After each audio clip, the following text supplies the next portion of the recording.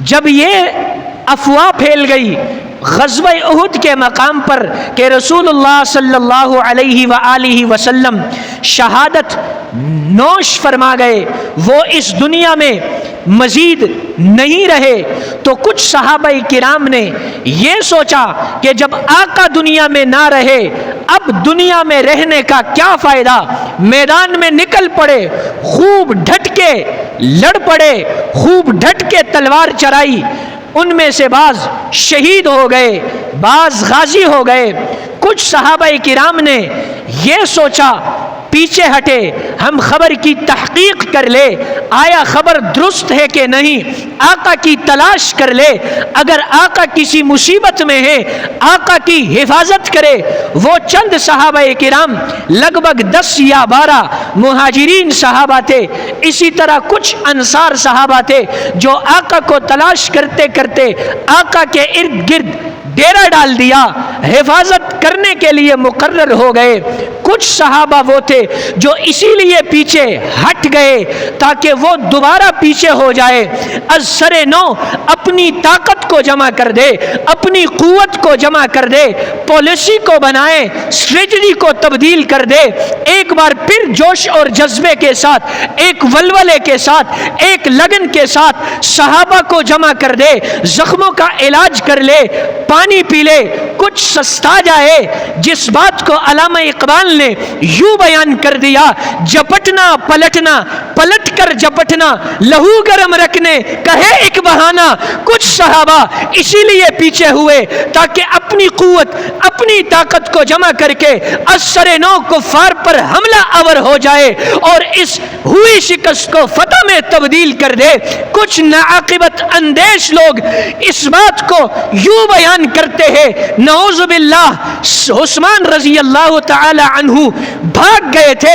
ارے نہیں نہیں، عثمان وہ جو ذوالنورین کہلائے، عثمان وہ جو ذوالہجرتین کہلائے، عثمان وہ جو ذوالبیعتین کہلائے، عثمان وہ جو ذوالبشارتین کہلائے، عثمان وہ جو عشرہ مبشرہ میں داخل، عثمان وہ جو جنگ بدر کی شہادت حاصل کر چکا ہے، عثمان وہ جو حافظ قرآن کہلائے، عثمان وہ جو ناشر قرآن کہلائے، عثمان وہ جو علی حیدر کرار کی شادی کا حساب کتاب اپنے ذمے لے لے، عثمان وہ جو پیاسوں کے لیے کنواں خریدوائے، عثمان وہ جو چوتھے نمبر پر اسلام قبول کر لے۔ ارے عثمان وہ جس کے بارے میں رسول اللہ صلی اللہ علیہ وسلم نے فرمایا جنت میں میرا اگر کوئی دوست ہے تو وہ حضرت عثمان ہے۔ انہی کے بارے میں کہتے ہیں حضرت عثمان پیچھے آئے تھے۔ ارے نہیں، پیچھے نہیں آئے تھے۔ علامہ اقبال نے کیا فرمایا؟ جھپٹنا پلٹنا، پلٹ کر جھپٹنا، لہو گرم رکھنے کا ہے ایک بہانہ۔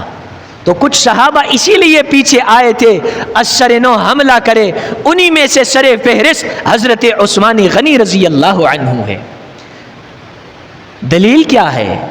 یہ میری جذباتی باتیں نہیں ہیں، یہ میرے استثنائی باتیں نہیں ہیں، خود اللہ رب العزت قرآن مجید میں ارشاد فرماتے ہیں، یا ایھا الذین آمنوا اذا لقیتم الذین کفروا زحفا فلا تولوہم الادبار۔ اے ایمان والو، جب آپ کا آمنا سامنا ہو، جب آپ کا مقابلہ ہو کفار کی جماعت کے ساتھ، فلا تولوہم الادبار، کبھی بھی پیٹ پھیرنا نہیں ہے، کبھی بھی بھاگنا نہیں ہے۔